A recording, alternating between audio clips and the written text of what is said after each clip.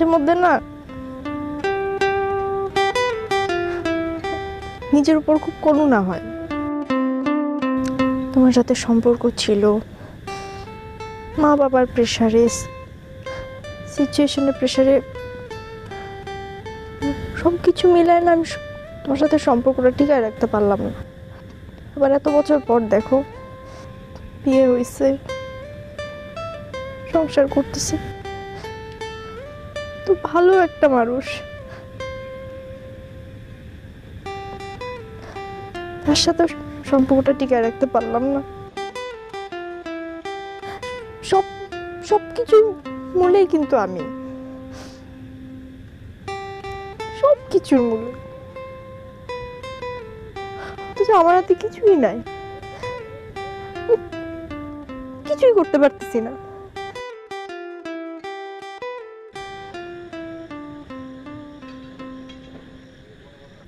তুমি আমাকে ভালোবাসতে, আমি তোমার সাথে যেতে পারলাম না।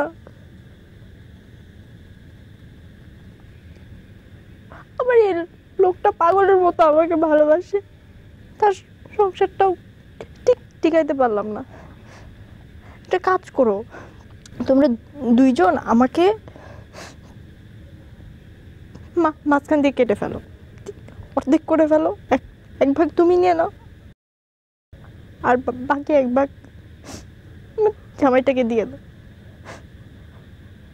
তাও খুশিতে থাকো।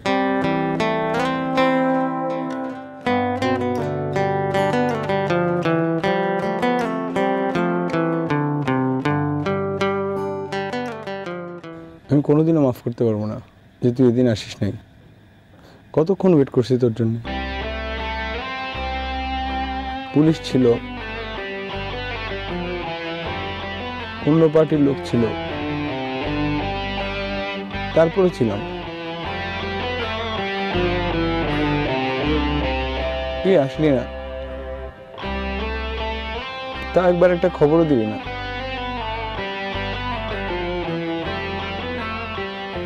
তোর জন্য ওয়েট করতে করতে পুলিশ ধরে নিয়ে গেছে আমাকে, জেলও হয়েছে। একটা দিনও যায় না যে আমি তোর কথা চিন্তা করি না। প্রত্যেকটা সময় বের হয়ে মামা মামির কাছে গেছি, মামামি গুন্ডা বলে তাড়াই দিছে।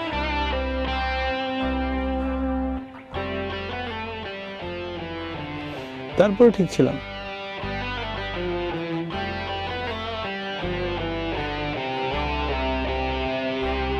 এটা কোনোদিনই মানতে পারি না যে তুই আসিস না। ভুল যখন করছি তো শুধরাতে হবে, তাই না?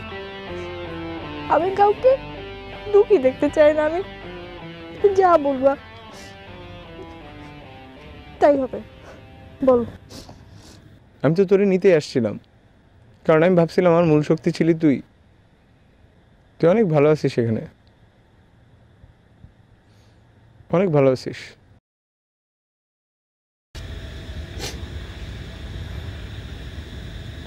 যা ছেড়ে দিলাম।